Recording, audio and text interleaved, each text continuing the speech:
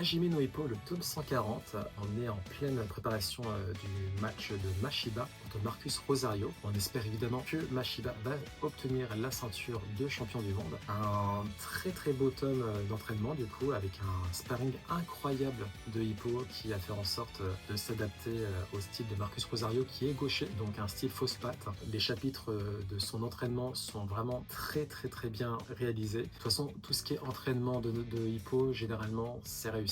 Ça fait vraiment plaisir, encore une fois, de voir un sparring entre des beaux-frères qui se détestent, mais pas tant que ça non plus. Je parle bien sûr de Mashiba et de Ippo. Alors oui, il faut évidemment se mettre dans la tête que Ippo est à la retraite, qu'il ne va pas revenir sur le ring de sitôt. Là, on est vraiment en train de se concentrer sur Mashiba notamment. Il a d'ailleurs un très beau flashback où on comprend un peu mieux ses démons, ce monstre qui en lui il tente de combattre depuis un bon moment maintenant. À voir comment ça va se passer avec un champion du monde, vivement le prochain tome. Au niveau des scans, quelle intensité. Sendo qui se retrouve totalement démuni face à un Ricardo Martinez tout simplement implacable. Je ne m'attendais pas à ce que Sendo soit autant en difficulté. Figurez-vous qu'il a déjà eu plusieurs downs et que même au niveau mental, ça devient très compliqué. Cela étant dit, sa puissance est telle que lui-même ne se rend pas compte de l'impact que ça a eu sur Ricardo Martinez.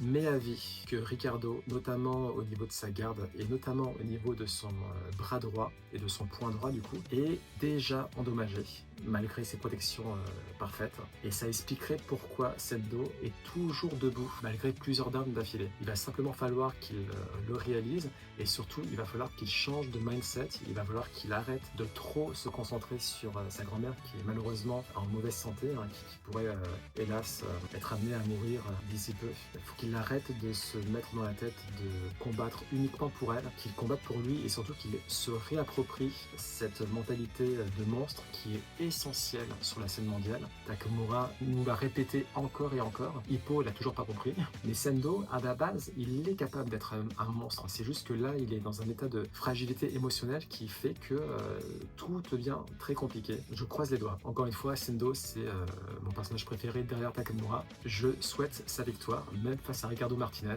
qui est le champion parmi les champions. J'y crois, je continue d'y croire, je continuerai d'y croire jusqu'au bout. Sendo, donne tout, tu vas y arriver.